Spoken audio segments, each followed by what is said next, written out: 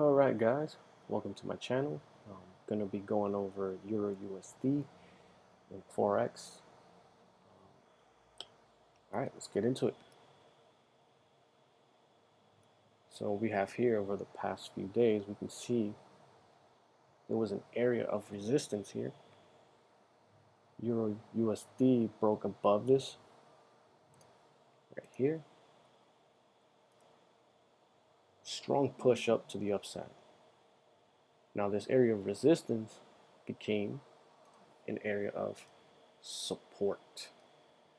And we can see that because once it broke through, we get the retest, bounce up, another retest, another bounce up, and then we got some consolidation here on Friday, going into the Friday session.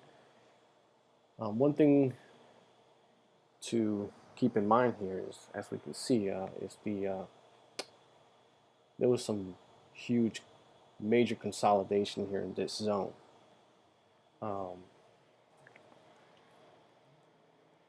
We got a nice breakout here of, people like to call this a Wyckoff zone. Wyckoff, you just keep it simple and just call it consolidation. We got a breakout now. We can wait for a retest here, or we can just get an entry here. But what we're looking for here is a continuation of the trend to the upside,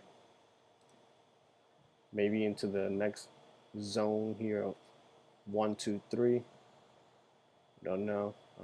See, first we'll like to see what happens here at 1226, 1225 range, which is another area of major resistance for the Euro US.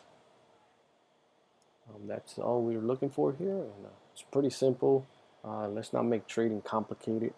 This is one of those things where simple analysis: break, retest, continuation. Let's see what happens.